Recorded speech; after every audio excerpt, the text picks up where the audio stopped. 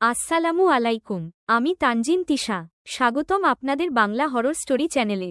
বন্ধুরা, রাতের নিস্তব্ধতা, অজানা অন্ধকার আর রহস্যে ঘেরা ভয়ঙ্কর সব ঘটনার গল্প নিয়েই আমাদের আজকের আয়োজন।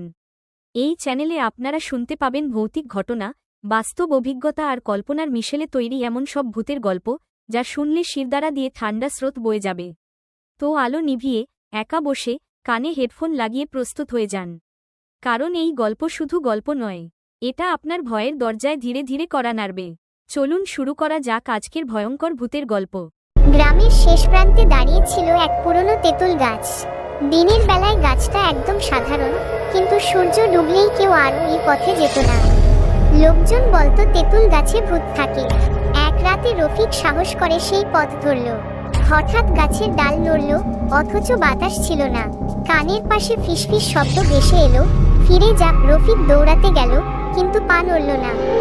গাছের ছায়া ধীরে ধীরে মানুষের অবয়ব নিল। লম্বা চুল, উল্টো পা, চোখ দুটো জ্বলজ্বল করছে। মুহূর্তেই তেঁতুল গাছের নিচে চারপাশ অন্ধকার হয়ে গেল। পরদিন সকালে গ্রামের লোকেরা দেখল তেঁতুল গাছের গোড়ায় রফিকের ছেঁড়া স্যান্ডেল। রফিক আর কখনো ফেরেনি। সেই দিন থেকে কেউ নিশ্চিত হয়ে গেল তেঁতুল গাছে সত্যিই ভূত আছে। এতক্ষণ আপনারা ছিলেন বাংলা হরর স্টোরি এর সঙ্গে। আশা করি আজকের ভয়ঙ্কর ভূতের গল্পটি আপনাদের ভালো লেগেছে। যদি গল্পটি ভালো লাগে তাহলে অবশ্যই লাইক দিন, বন্ধুদের সাথে শেয়ার করুন এবং এমন আরও ভয়ঙ্কর ভূতের গল্প পেতে চ্যানেলটি সাবস্ক্রাইব করে পাশের বেল আইকনটি প্রেস করুন। আবার দেখা হবে নতুন কোনো রহস্যময়, ভয়ঙ্কর গল্প নিয়ে।